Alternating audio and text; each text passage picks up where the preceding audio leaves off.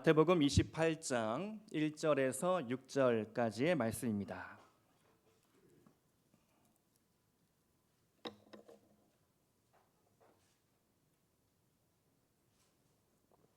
마태복음 28장 1절에서 6절 우리 다 같이 한 목소리로 봉독하시겠습니다. 안식일이 다 지나고 안식 후 첫날이 되려는 새벽에 막달라 마리아와 다른 마리아가 무덤을 보려고 갔더니 큰 지진이 나며 주의 천사가 하늘로부터 내려와 돌을 굴려내고 그 위에 앉았는데 그 형상이 번개 같고 그 옷은 눈같이 희거늘 지키던 자들이 그를 무서워하여 떨며 죽은 사람과 같이 되었더라. 천사가 여자들에게 말하여 이르되 너희는 무서워하지 말라. 십자가에 못 박히신 예수를 너희가 찾는 줄을 내가 아노라. 그가 여기 계시지 않고 그가 말씀하시던 대로 살아나셨느니라. 와서 그가 누우셨던 곳을 보라. 아멘. 인터넷과 유튜브로 대표되는 뉴미디어가 오늘날 수많은 뉴스를 만들어내고 있습니다. 뉴미디어로 인해서 소위 전통적인 미디어라 불리우는 레거시 미디어라고 부르는데요.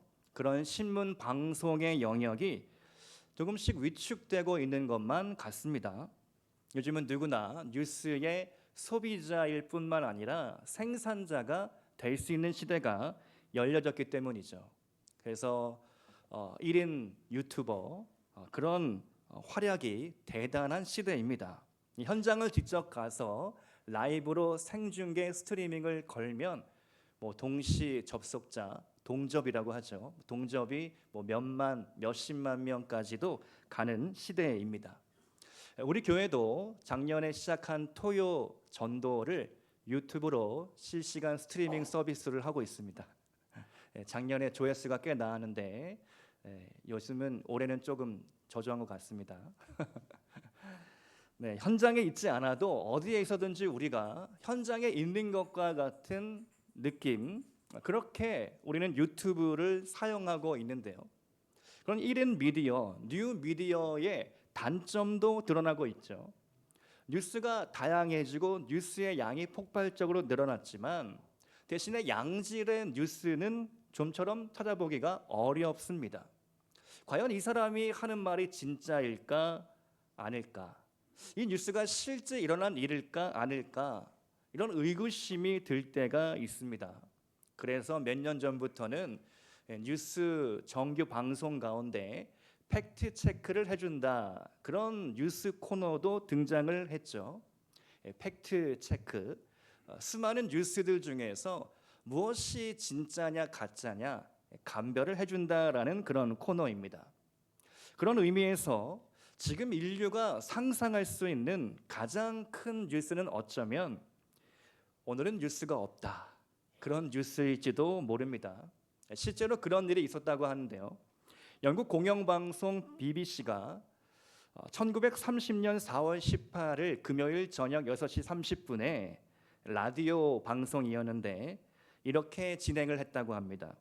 뉴스 진행자가 오늘은 좋은 저녁입니다, 굿 이브닝 인사를 하고 그 다음에 바로 한 말, 오늘은 뉴스가 없습니다 라는 짧고 불친절한 멘트만 남기고 피아노 연주곡을 내보냈다는 일이죠. 그날은 실제로 내보낼 만한 뉴스가 없었던 날이었던 겁니다.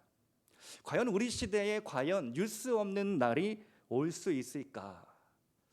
아마도 인류 역사가 계속되는 한 그런 날은 오기 어려울 것 같습니다. 오늘은 우리 주님께서 부활하신 날입니다.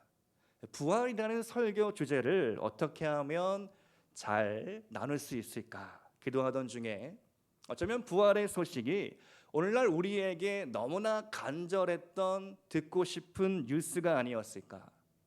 그래서 오늘 설교를 뉴스라는 큰 주제를 가지고 나누어 보려고 합니다. 여러분 인생의 가장 큰 뉴스는 무엇이었습니까? 학창시절 첫사랑의 추억입니까?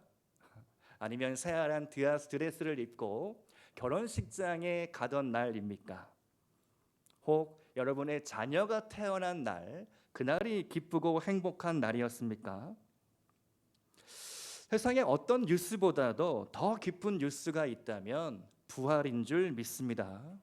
부활은 믿는 자에게 최고의 뉴스가 되기 때문이죠.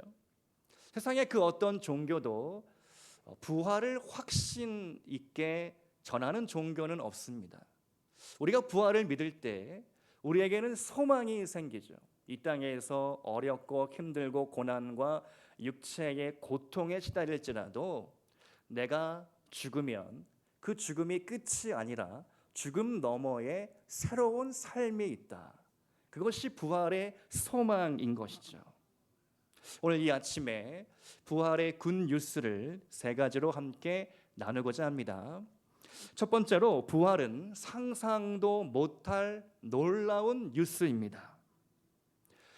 해외 토픽, 세상에 이런 일이, 믿거나 말거나, 신비한 TV 서프라이즈. 그런 채널 혹시 많이 즐겨 보셨습니까? 저도 어렸을 때 호기심이 많은 아이여서 그런 뉴스, 그런 프로그램을 자주 보았던 것 같습니다. 거기를 보면 참 신기한 사람들이 많이 나오죠. 세상에서 가장 키가 크다는 사람, 또 거꾸로 세상에서 가장 키가 작은 사람. 손톱을 날 때부터 자르지 않아서 아주 길게 길렀다는 어떤 인도 사람, 태어나서 한 번도 머리카락을 자르지 않은 사람, 귀신이 나타난다는 폐가를 방문해보고 버뮤다 삼각지대의 신비를 풀어보고 철사를 마치 껌처럼 씹어 먹어 삼키는 그런 사람도 기억이 납니다. 엑스레이를 찍어서 정말 그 사람이 가짜로 먹는지 진짜로 철사를 씹어 먹는지 그렇게 나왔던 기억이 나는데요. 여러분, 우리가 그렇게 두 눈으로 보고도 믿겨지지 않는 사건이 있다면 그것은 무엇입니까?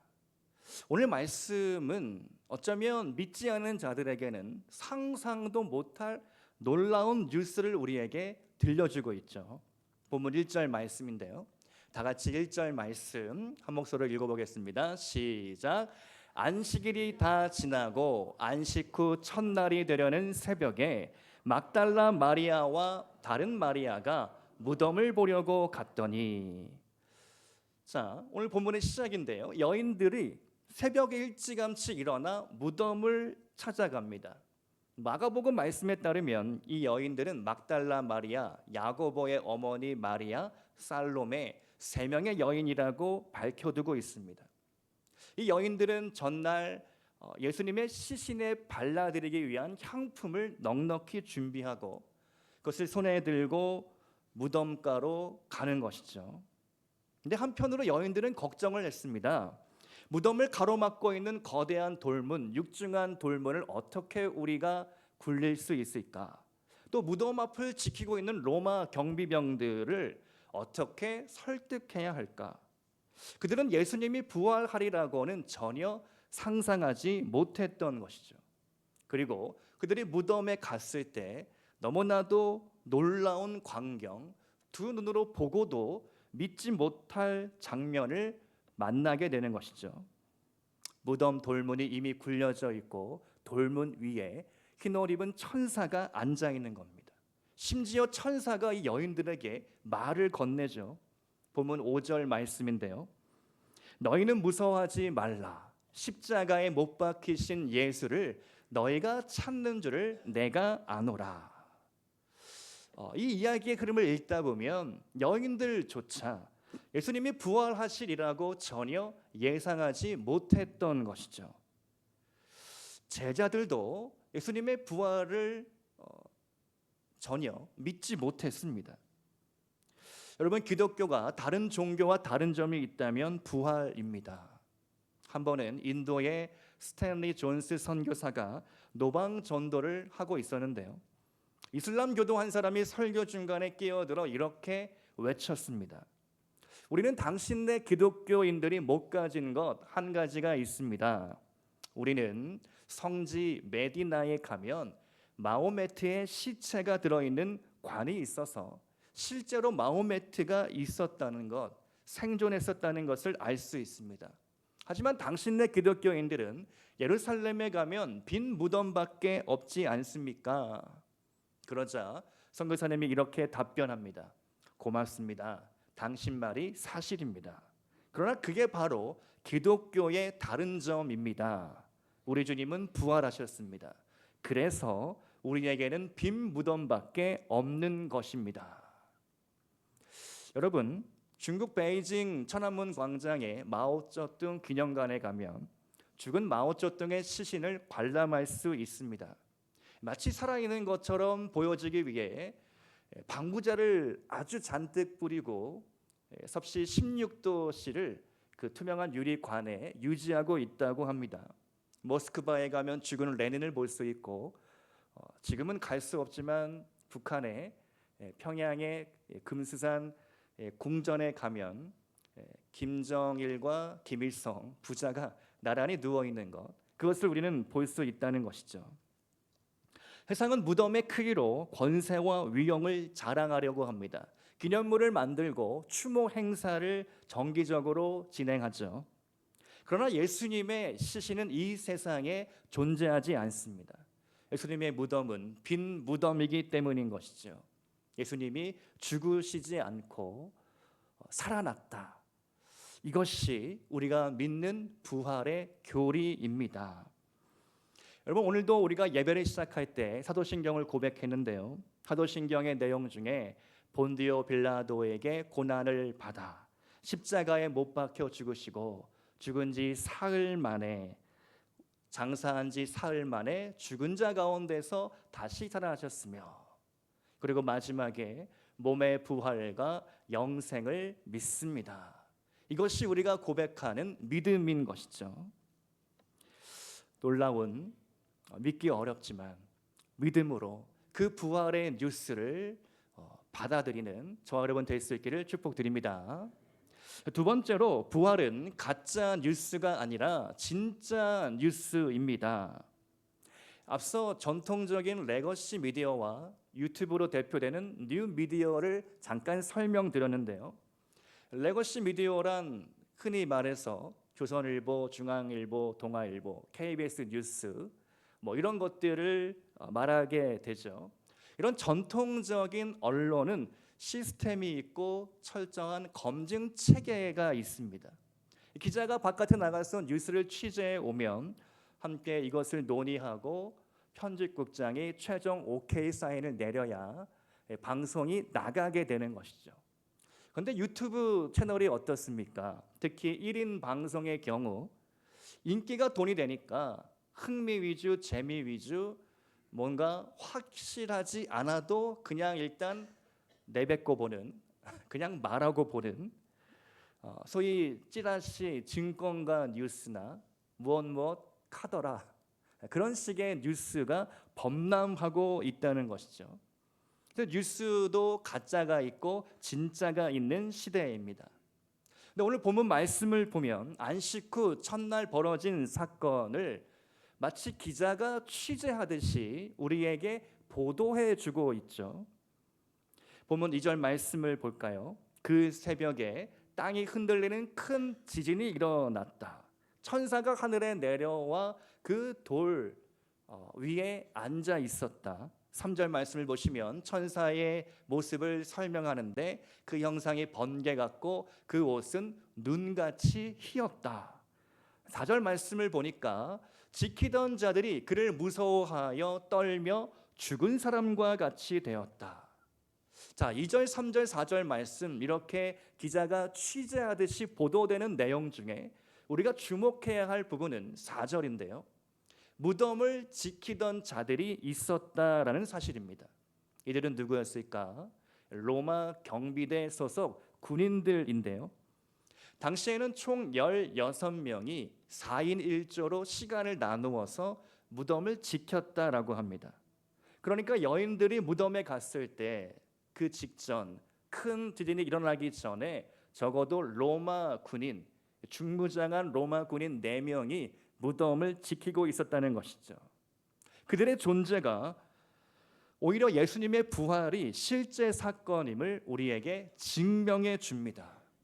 그들은 대제사장의 사주를 받아서 더욱 철저히 무덤을 지켜라, 그런 오더를 받은 거죠. 왜 그렇습니까? 당시 종교 지도자들은 혹시나 이 예수가 생전에 말하던 대로 다시 부활할까 염려했던 겁니다. 그래서 예수를 따르는 자들이 다시 규합되고 모여서 큰 운동으로 번질까 근심 걱정에 빠졌던 것이죠. 또 혹시나 제자들이 몰래 침투해서 예수님의 시신을 훔친 뒤에 우리 스승님 예수님께서 거 봐라 부활하셨다, 이렇게 헛소문을 퍼뜨릴까, 그것 또한 걱정이 되었습니다.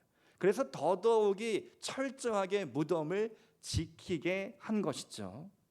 그런데 결국은 어떻습니까? 그 일이 전화위복이 되어서 이 예수님의 부활을 더욱더 확실하게 증거하는 그런 사실이 되었던 것이죠.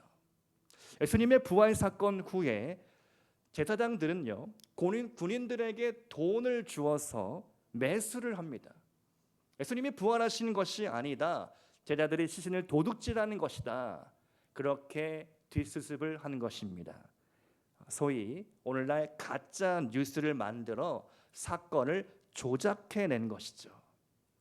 근데 이런 조작이 믿을 수 없는 이유가 있죠. 왜냐하면 진짜로 만일 로마 군인들이 깜빡 졸고 근무 태만으로 누군가 도둑질을 했다면 이 로마 군인들은 엄격한 로마 군법에 따라서 처벌받고 죽을 수도 있는 것이죠. 그러므로 이 제사장의 억지 주장, 가짜 뉴스, 도리어 부활이 역사적 사실이었다는 것을 우리에게 증명해 주고 있습니다. 사도 바울은 고린도전서 15장 부활절이라고 불리는 말씀인데요, 거기서 이렇게 힘주어 말씀합니다. 부활이 진짜가 아니라면, 만일 죽은 자의 부활이 없다면 우리의 믿음도 헛된 일이다. 부활이 없다면 우리는 세상에서 진짜 불쌍한 사람이 될 것이다. 그러므로 부활은 진짜다. 사랑하는 성도 여러분, 부활은 진짜 역사적 사실입니다. 그 사실을 믿으심으로 우리도 부활 소망에 동참할 수 있기를 축복드립니다. 세 번째로, 부활은 역전승 뉴스입니다. 저는 인천에서 자라서 인천에서 대부분의 학교를 나왔는데요, 중학교를 졸업하고 고등학교에 진학하는데 우리 집에서 다소 거리가 먼 학교에 들어가게 되었습니다. 우리 집이 당시에 인천 부평구 십정동이었는데요, 고등학교는 전철을 타고 30분이나 가야 하는 동인천역 인근의 제물포 고등학교에 배정이 되었습니다. 그 학교에 가보니까 야구부가 있더라고요. 우리 반에도 2명의 친구가 야구 부원이었는데요, 가장 맨 뒷자리에 앉아서 오전 내내 잠만 자다가 오후에는 운동하러 나가는 피부가 아주 까무잡잡한 그런 두 친구 얼굴이 생각이 납니다. 야구부 성적이 늘 좋지 않아서 학교에서는 이 야구부를 어떻게 할까, 없앨까, 놔둘까 늘 고칠덩어리였습니다. 제가 2학년이 될 때 놀라운 뉴스가 들렸습니다. 우리 항상 죽을 쓰던 야구부가 봉황기 16강전에 진출했다, 그런 뉴스였습니다. 야, 대단하다. 지나가는 선생님들마다 야구 부원 바라보는 시선이 바뀌더라고요. 그리고 학교 측에서 야구부를 응원해 주기 위해서 우리 학년 전체가 응원단으로 투입이 되었습니다. 날마다 무더운 여름이었던 걸로 기억이 나는데 운동장에 나가서 응원 연습을 하는 겁니다. 나무로 만든 이게 짝짝이를 손에 이렇게 끼고 이렇게 막 짝짝이를 박수를 치고, 이렇게 하면은 짝짝이에 이제 은색이 나와가지고 이렇게 반짝반짝거리게, 그리고 응원 수술 있지 않습니까? 이렇게 분홍색 흔드는 거, 뭐 그런 것들을 통해서 열심히 응원 연습을 했습니다. 지금도 생각나는 응원가가 하나 있는데요, 1번 타자 안타 치고 2번은 번트 대고, 뭐 이런 야야 야야 야야, 네, 아시죠? 야구장 가면 들을 수 있는 응원가. 그런 노래를 열심히 연습을 했습니다. 그렇게 만반의 준비를 마치고 드디어 대회 날 D-Day가 된 것이죠. 장소는 동대문 야구장이었습니다. 인천 촌놈들이 전철 타고 다 같이 때로 동대문역에 내려서 야구장에 가는데, 난생 처음 그렇게 큰 스타디움에 가니까 와, 흥분이 되고 아주 신나고 재밌었습니다. 열심히 응원을 했는데 결과가 어땠을까요? 상대가 마산 상고였던 것 같은데 강팀을 만나가지고 여지없이 깨지고 말았습니다. 야구에 대한 이런 말이 있습니다. 미국 메이저리그 전설의 선수 요기 베라가 한 말인데요. 끝날 때까지 끝난 건 아니다. 야구는 9회 말 투아웃부터다. 실제로 야구를 보면요, 막판 뒤집기, 끝내기, 안타, 홈런 이렇게 해서 뒤집는 경우가 상당히 많습니다. 우리 팀이 다 진 것 같은데 마지막에 이기게 되는 역전승 승부가 나오는 것이죠. 얼마나 짜릿한 일입니까? 오늘 부활의 뉴스가 그러한 역전승 뉴스인데요. 본문 4절 말씀을 한번 같이 읽어보겠습니다. 4절 시작. 지키던 자들이 그를 무서워하여 떨며 죽은 사람과 같이 되었더라. 예수님의 무덤을 지키던 사람들, 설명드린 대로 로마 군인들입니다. 한 명도 아니고 두 명도 아니고 네 명이 한 조로 무덤을 든든히 지키고 있었습니다. 그 용맹스러운 로마 군인이 지금 어떻게 되었습니까? 지진이 나고 막 이상한 소리가 들리니까 너무나 두려워서 떨며 죽은 자가 되었다. 죽은 자처럼 되었다. 여러분 어떻습니까? 누가 죽은 자입니까? 지금 무덤 안에 있어야 할 예수님이 죽은 자 아닙니까? 근데 거꾸로 도리어 그 용맹스러운 건장한 사나이들이 죽은 자처럼 되었다. 이 얼마나 역설적인 상황입니까? 얼마나 대단한 반전입니까? 예수님께서 역전승을 거두신 것이죠. 십자가를 지고 죽었던 예수님, 로마 군인들의 침뱉음에 모욕을 당하고 희롱당하고 네가 나사렛 유대인의 왕이냐? 그러면 십자가에서 내려와 봐라. 그러면 우리가 믿어주겠다. 엘리야가 와서 너를 구원해 주나 한번 지켜보자. 그렇게 수많은 멸시와 조롱을 당했던 예수님, 그리고 십자가에서 물과 피를 다 쏟으시고 죽으셔야만 했던 예수님, 그 예수님이 사흘 만에 역전승을 거두신 것이죠. 사도 요한은 예수님의 이 역전승을 환상으로 보았습니다. 요한계시록 1장 7절 말씀을 보니까 볼지어다 그가 구름을 타고 오시리라. 각 사람의 눈이 그를 보겠고 그를 찌른 자들도 볼 것이요 땅에 있는 모든 족속이 그로 말미암아 애곡하리니 그러하리라. 아멘. 이 땅에서 우리가 마치 십자가를 지닌 것 같은 피가 나고 눈물이 나고 흙바닥에 뒹굴고 때로는 모욕당하고 네가 예수를 믿는다는데 네 인생 왜 이렇게 안 풀리냐? 너는 저주받은 것 같다.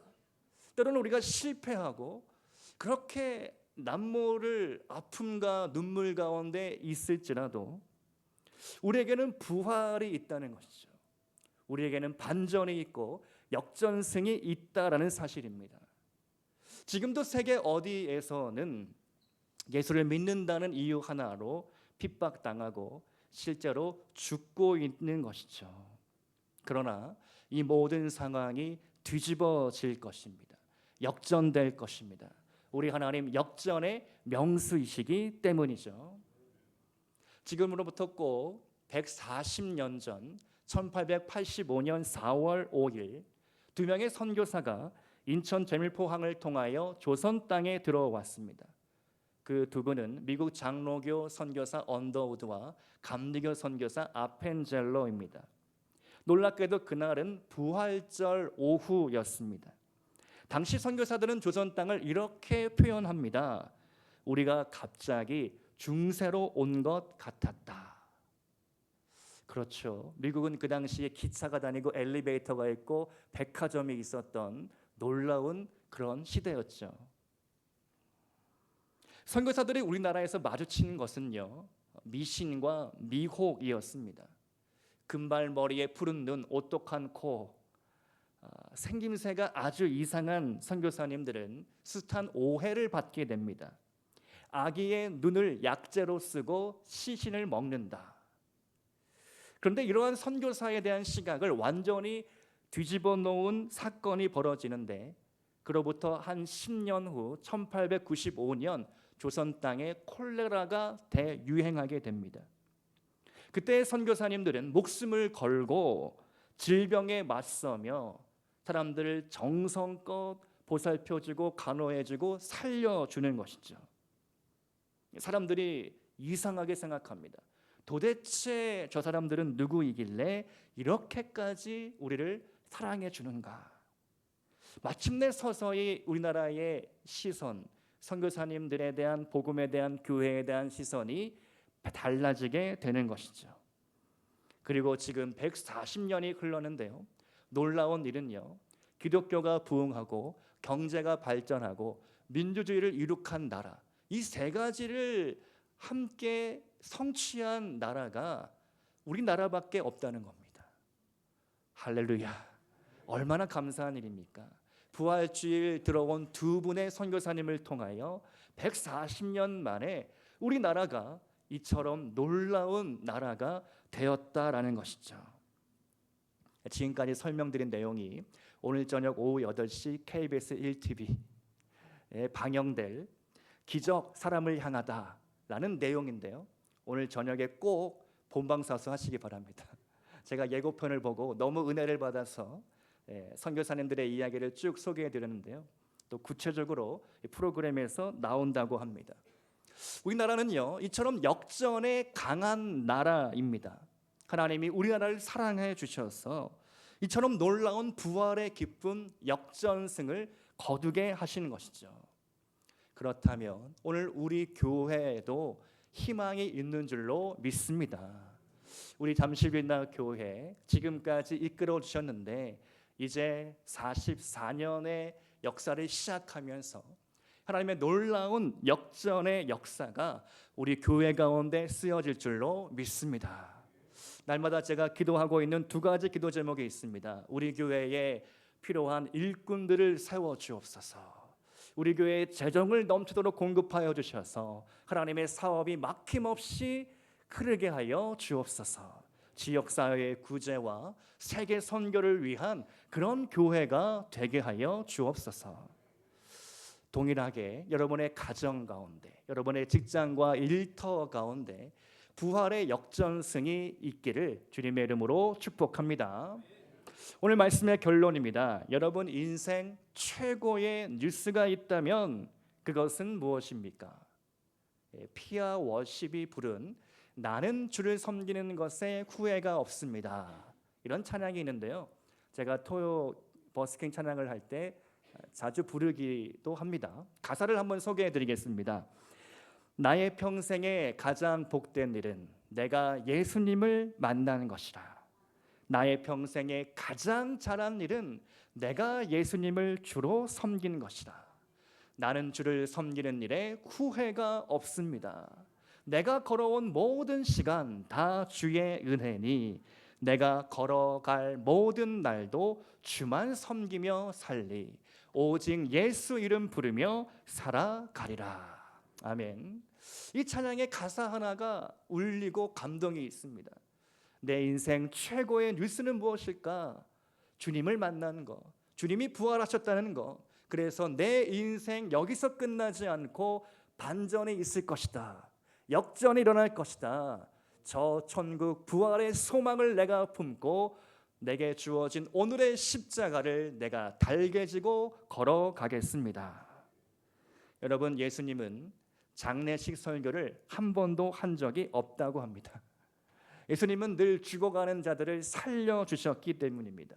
예수님이 가는 곳마다 살아나는 역사가 있었습니다. 예수님은 죽은 나사로, 죽은 지 나흘이 되어 시신에서 냄새가 나는 나사로를 다시 살려주셨습니다. 그 예수님이 오늘 여러분에게 이렇게 말씀하십니다. 나는 부활이요 생명이니 나를 믿는 자는 죽어도 살겠고 무릇 살아서 나를 믿는 자는 영원히 죽지 아니하리라. 아멘. 오늘 이 말씀이 저와 여러분을 향한 하나님의 놀라운 뉴스, 축복의 말씀 될 수 있기를 주님의 이름으로 축원드립니다. 아멘.